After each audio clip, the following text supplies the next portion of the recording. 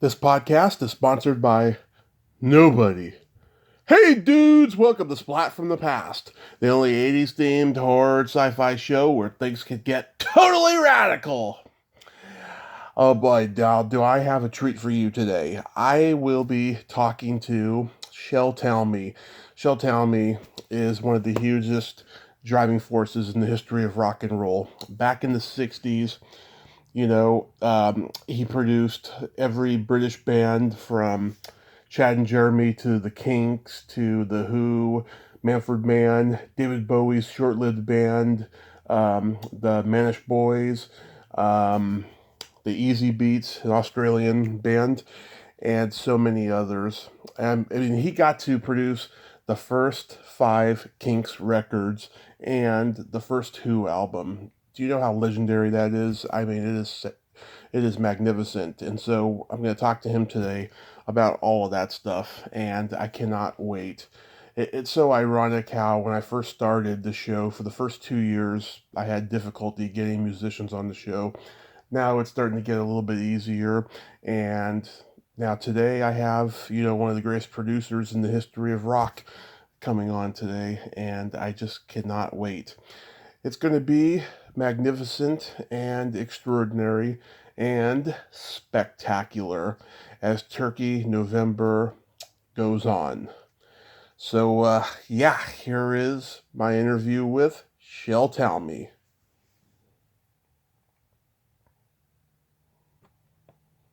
This is such a great honor. Thank you for taking the time today. It's my pleasure. I like doing these. Awesome.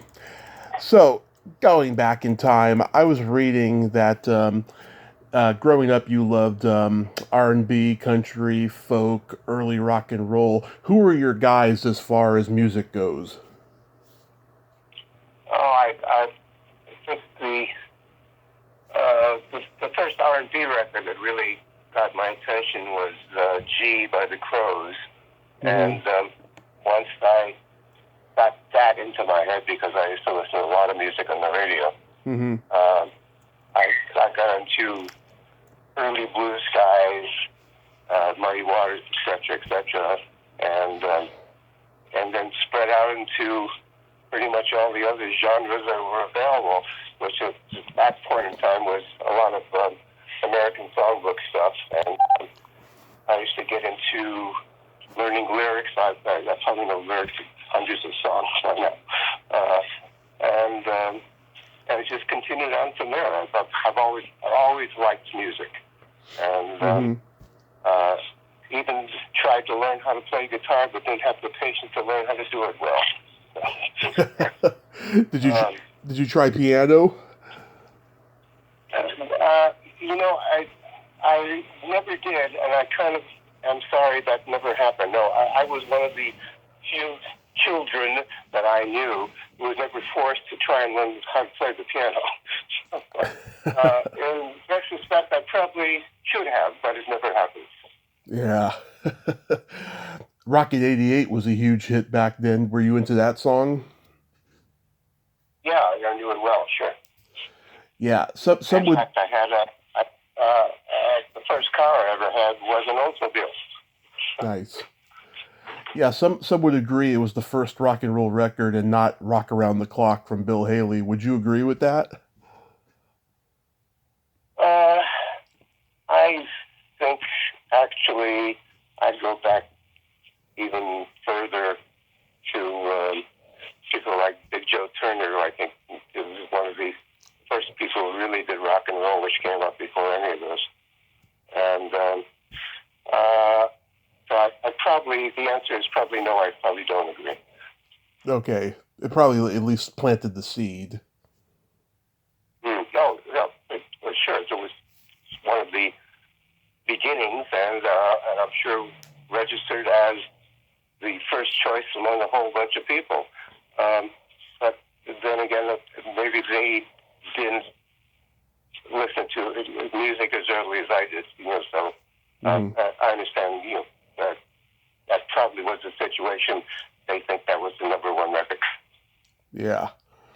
When you were 13, you were on the game show Quiz Kids, and that was the epiphany that you wanted to be in show business? Yeah, that really did it for me. I got on the show because I was a smart ass kid in school, Yeah. and the teacher suggested that I audition for it and apparently passed. And so, there I was. And I loved every aspect of it except the fact that I decided very early on I preferred to be behind the camera than in front of us. And but that certainly was the turning point for me in terms of what I wanted to do for a career. Yeah. You wanted to be a producer from the get-go? I actually wanted to be a film director from the get-go, and that didn't work out for various reasons. And I was fortunate enough to meet a guy who owned a studio in L.A., Mm-hmm. and we got to talking, and I said, really, I've always been interested in music, and he asked me if I'd like to learn how to be a recording engineer. And I said, absolutely. So that's how all that happened. See, strictly by accident. Right. You went to Fairfax High School. Did you go the same time as Herb Alford and Phil Spector? Spector, yes. Albert was ahead of me. Yeah. Did But you I knew Phil, yes. you knew Phil Spector well? I did not want to know Phil Spector well. Yeah. I met him. I did not like him. Mm-hmm. And I think that history proved me correct. So. Yeah. I think so too. Yeah. But there's no denying what a genius he was musically.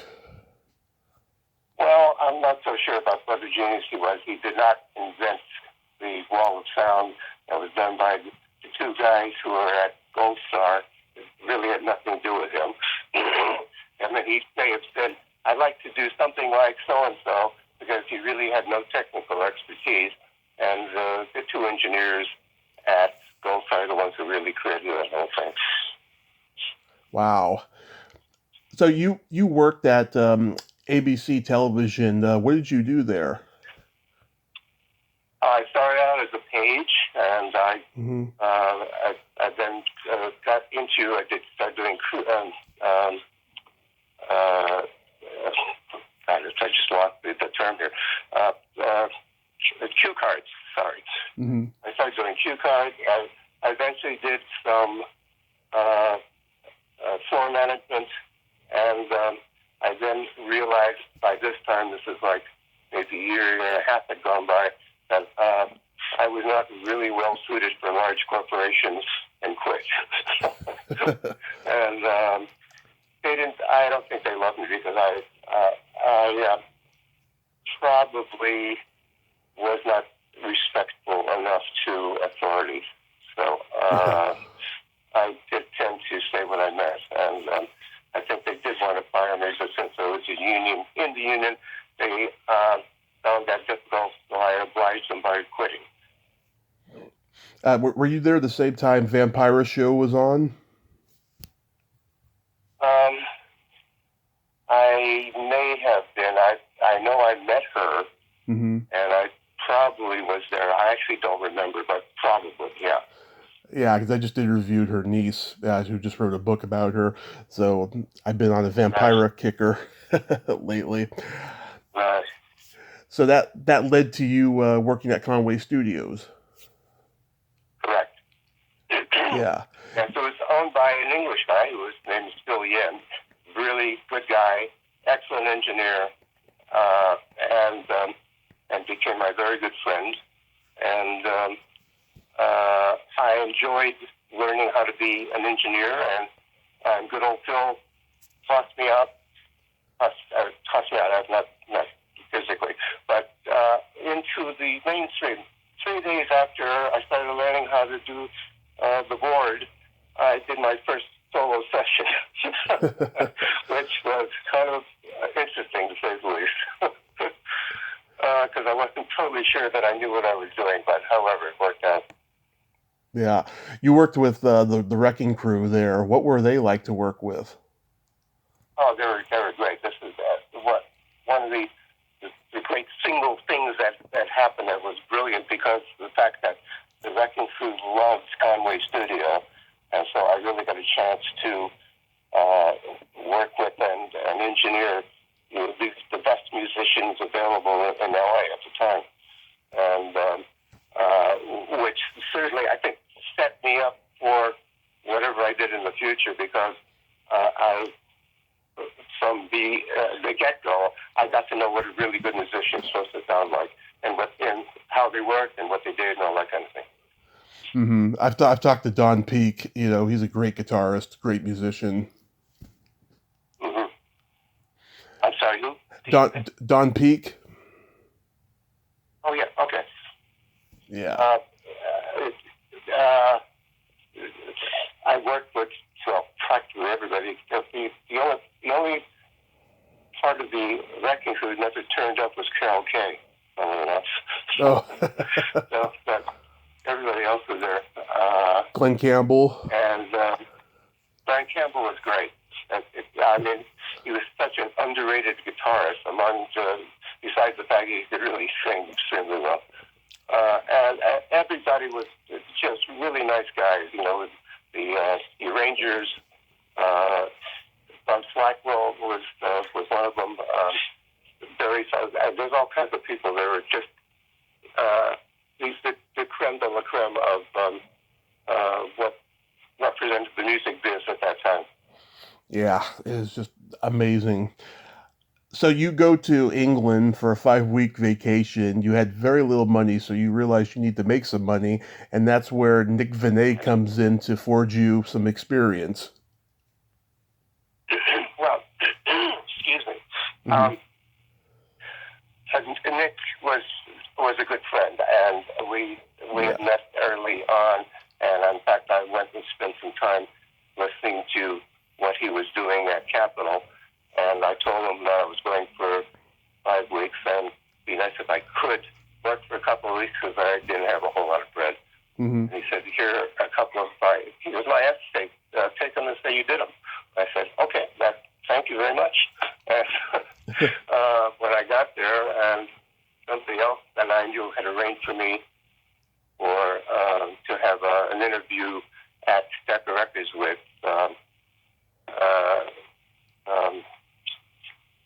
I'm sorry, I'm losing names today. Anyhow, he said, what have you done? I said, I thought I might as well be brash because I'm going home anyhow, and they kind of expected it from Americans. So I said, arguably, maybe the best producer since sliced bread was invented. And here's what I just did, and I gave him the 2 acetates to that Nick gave me, which happened to be the Beach Boys and Lou Rawls. Mm-hmm. And it was Dick Rowe. Dick Rowe listened to him and he said, "You start today." That's how all that came about. That was before the internet. You can't do that nowadays. No. Well, the other thing, because there was no internet, nobody in England would have even thought of picking up a telephone and trying to call somebody in LA. Just, wouldn't happen. Didn't happen. Yeah. It was too costly, and the lines were not that great, all that kind of stuff. So they used to write letters, and eventually, actually, a couple of letters got to people I knew, and they wrote back glowing reports about what a great producer I was. So. And that kind of thing. So that worked out nicely. And in any event, the second thing I did was The Bachelor was a big hit. So by that time, it didn't matter anymore because I had proved myself. Was it Edward Lewis you were thinking of? No, it's Dick Rowe. Oh, Dick Rowe. Okay. What? So infamous Dick Rowe, who allegedly turned the Beatles down. Oh, okay. I didn't do that either, by the way. So how does the Kinks come into your life? Kinks, I was, excuse me, I was visiting a publisher for lunch, And Robert Wace was one of the managers of the Kinks, walked in with an acetate, and he said, "Anybody here would like to listen to it?" I was the only one standing there in the lobby, and I said, "Sure, I'll listen." I did, and liked a lot of what I heard. And so I went to go see them. We got along fine, and I took them into Pi, and just by that time, I'm jumping ahead here, but I was getting very, very annoyed with Becca, as I had brought in both Manfred Mann and Georgie Fame, and they turned them both down on me. So I thought, from the get-go, I told them I was an independent producer, so I decided it was probably time for me to be independent. Mm-hmm. I took the Kinks into Pi. And they were the Ravens at that time, right? I'm sorry, they were what? The Kinks were the Ravens at that time. Yeah, they had another couple of names as well. But they were, in fact, it's controversy to this day who actually named them. I'm not really sure. Yeah. But by the time I took them into Pi, they were the Kinks. To me, there's no songwriter whose songs quite hold up like Ray Davies. You know, he was always a socially aware person. I imagine you saw his songwriting process develop over time and just get better and better. No question. He was a great writer and very quick on the number of songs he could write. I mean, he could easily go home and come back the next day with about half a dozen songs he'd written, and which he did on several occasions.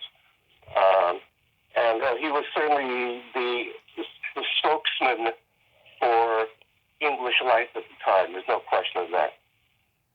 Right. When I hear a song like "Well Respected Man," you know, it really holds up because since the internet has come, we're more aware now of, you know, most people living double lives. And, you know, a song like "Dead End Street" holds up because everyone's losing their house and the economy is insane. I mean, he was exploring all these universal themes, yet he was talking about what was going on in his country of England. He was indeed, and a lot, of course, of what he was talking about was reflected throughout the world, and especially in America. So all that kind of thing resonated, and therefore we had, you know, the number of hits we had elsewhere besides just in the UK. What was he like to work with?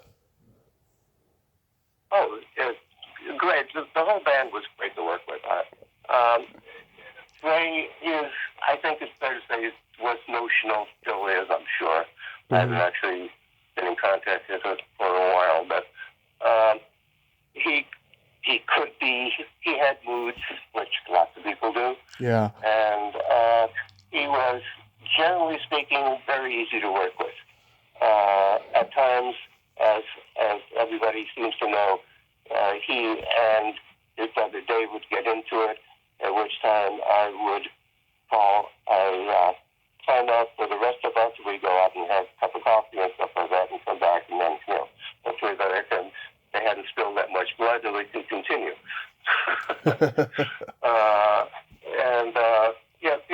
Stuff like that. But stuff like that happens all the time in the music business. What's your favorite of the songs of the Kinks that you produced? Oh God, there's a whole bunch. I mean, obviously starting with "You Really Got Me," but yeah, "Sunny Afternoon," "Well Respected Man," "Dedicated Follower of Fashion." Yeah. There's "Tired of Waiting." I mean, "Waterloo Sunset." You know, there's a slew of them. I think are just great songs, and the nice part, of course, is it's still being played today. Yeah, my personal favorite is "Where Have All the Good Times Gone," and a lot of people have covered that song, and none of them, I think, have come as close to sounding as good as their version. No, I agree. I think that goes for a lot of the things that have been covered by other bands. That, of course, I'm biased, but I still think that the Kinks version is usually almost exclusively better than any cover that's been done on their stuff. What did you think of Van Halen's version of "You Really Got Me"?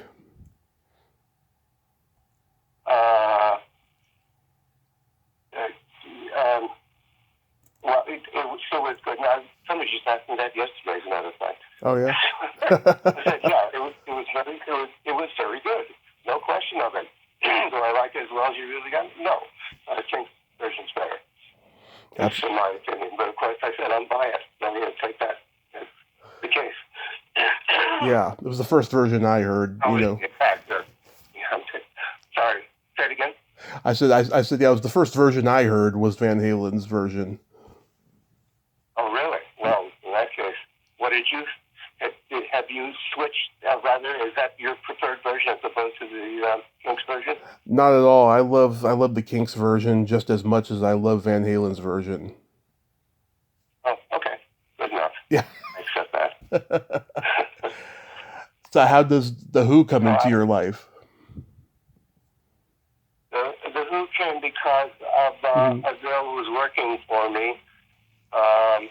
Had known Kid Lambert, or knew Kid Lambert, and he asked her if she could get me to come and see the Who, based on the fact that I had been doing the Kinks, and Pete Townsend was liked what I'd done with the Kinks, and anyway, I said sure, I'll go see him, and I saw them in the church hall. And I think it literally took me about 8 bars of saying, yes, I'm happy. You're terrific. I'll sign you. So that's how that came about. I can't explain. Definitely has an influence of "You Really Got Me." Did you recognize that right away? Oh yeah, of course. No, and I'm sure you've read several times is that Pete wrote it specifically to sound like some of the King stuff, so that he would attract my attention. Well, he did. I thought it was a great song.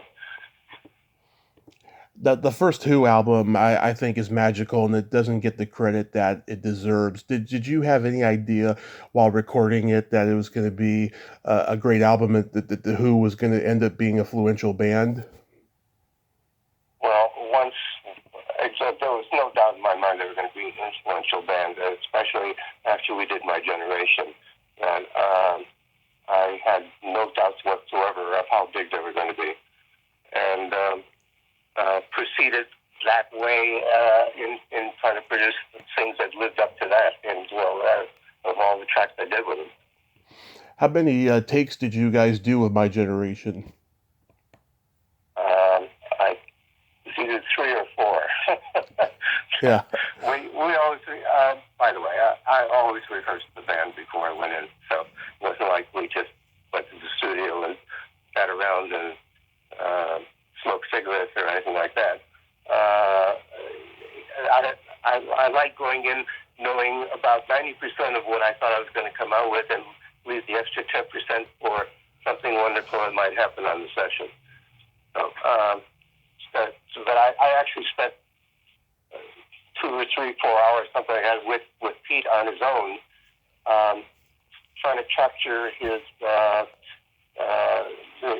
the sound he was getting out of the guitar.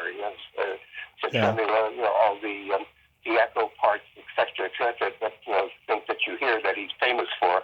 I wanted to mic properly, so I spent a lot of time actually doing that to know how I was going to make it when we actually get on the session, and that fortunately worked out great.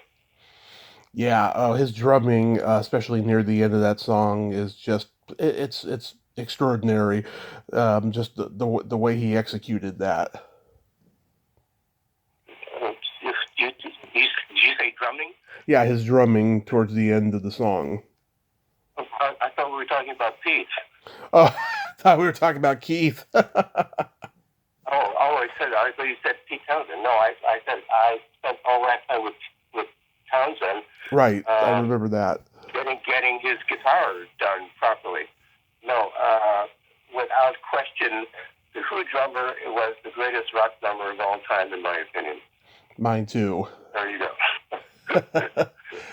The Kids Are All Right is my favorite song on the album. It has a real Beatles vibe to it. Was that the intention? No, not at all. It just was another great song that Pete wrote, and I took each individual song and tried to make it the best, produce it the best way I knew how. And the Beatles were never in mind. No. Okay.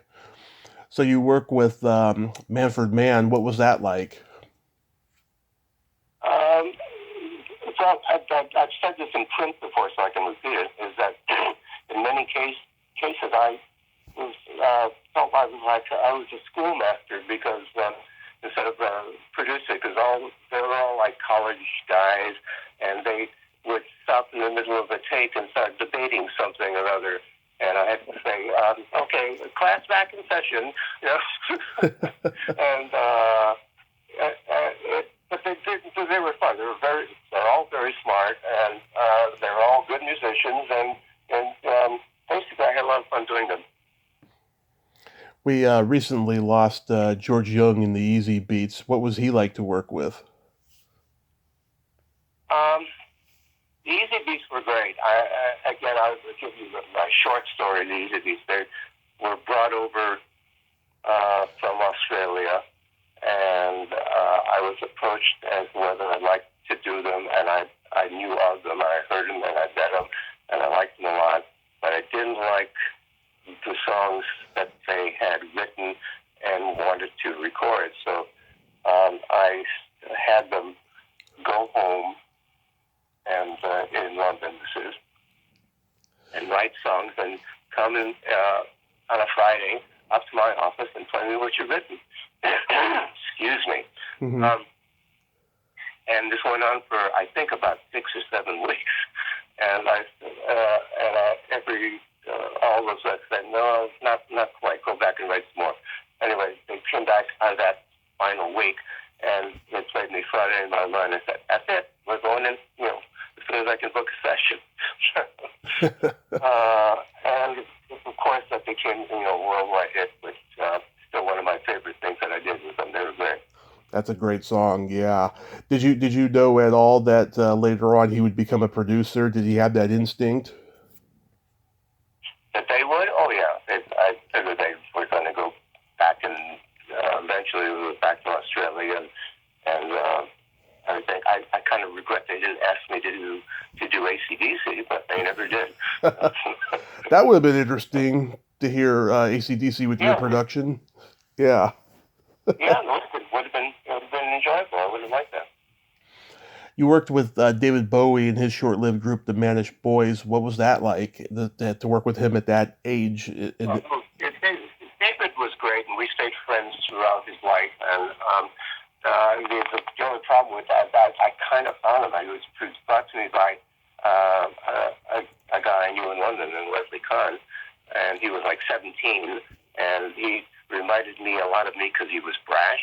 He was very smart, and I was thinking of when I first arrived, and I was deliberately brash. I think it was his usual demeanor.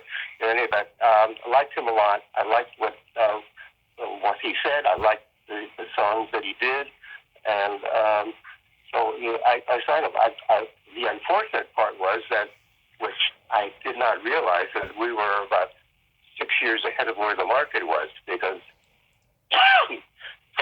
excuse me. Mm-hmm.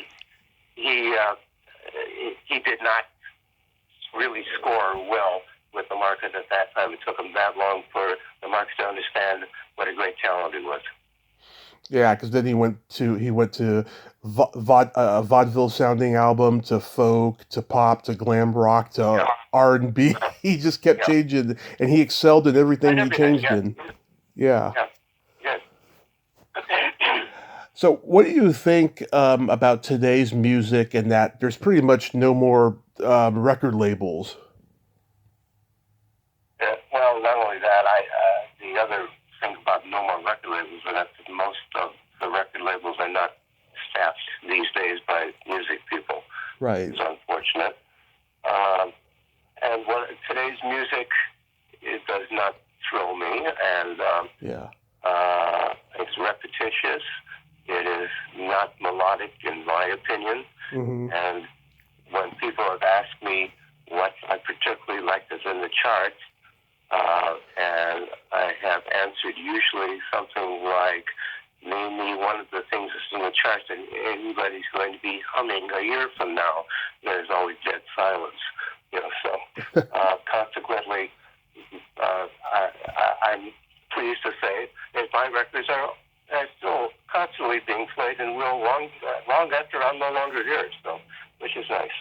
Oh yeah, vinyl's making a comeback. I mean, you must feel good about that.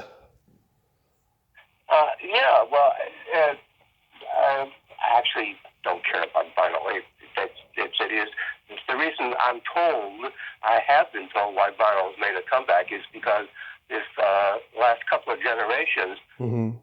have discovered that they missed out originally when vinyl originally came out, and that vinyl records became really expensive and made a ton of money for a lot of people when they sold them. So they think that by now buying vinyl that it's going to be a pension for them in their old age, which is really, I think, pretty dumb. But there you go. Have you been nominated for the Rock and Roll Hall of Fame? I have not been. I'm supposedly going to be, and I'm not holding my breath. Oh, I hope so because Yeah. I Well, think I think if like if I'm going to be bold enough to say I think I deserve it, but I'm not holding my breath. If it happens, it happens. If it doesn't, it doesn't. yeah, I I'll have think a legacy which I'm proud of, and I said it'll last long after I'm no longer around. So that's suitable. I think you are a driving force in rock and roll, and you should be in there. And if you don't end up being in there, I'm going to start a position. I'm going to start a petition. Good. Yes. Please do. Absolutely. That would be nice. I'd like it to happen, but I said, if it doesn't, then it doesn't. There's nothing I can do about it. I have no control over it, and I'm not losing any sleep over it either. That's good. So, lastly, what are you doing these days? Are you staying safe during COVID? Oh, yeah. I did get vaccinated, and I mean, hell, anybody my age damn well ought to, I think. Yeah. And so far so good. Which my wife and I have not been subjected to anything that resembles COVID, and we're still in good shape and like that. And I have no reason to think it's going to change, but stuff happens, and if it happens again, I guess I have to cope with it. Mm-hmm. Apart from that, I am still recording, and albeit that there's very few outlets now, I have actually employed somebody who is a internet guru of sorts, and will help me out on getting things released, and with whom at this point is problematical. I'm not quite sure, but I'm leaving it to him. That's good. I'm glad you're staying active and you're remaining positive. I'll never retire. Retirement is like, as far as I'm concerned, it's like equivalent to dying, and I'm not planning on doing that anytime soon either. So, Yeah. I will continue to be in the studio because I like being in the studio. Oh, that is amazing.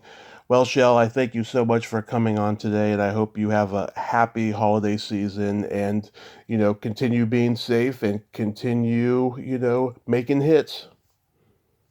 Thank you. I'm hoping to. In fact, I'm planning to. Let's see if it works out. So, anyways, it's a pleasure speaking to you, and thank you for this. And I look forward to listening to your further stuff. Thank you. Thank you so much, sir. Have a great day. You too. Ciao. Bye-bye. Well, there you have it. Shel Talmy. Ain't he a cool dude? What a nice guy, huh? And just great stories there about, being a huge footnote in rock and roll. And like I said, he is a driving force. Put him in the Rock and Roll Hall of Fame, people. Well, until next time, this is Tommy Throwback Kovac saying there's no shame in living in the past because the present sucks. Later, dudes. Got a feeling inside, can't explain.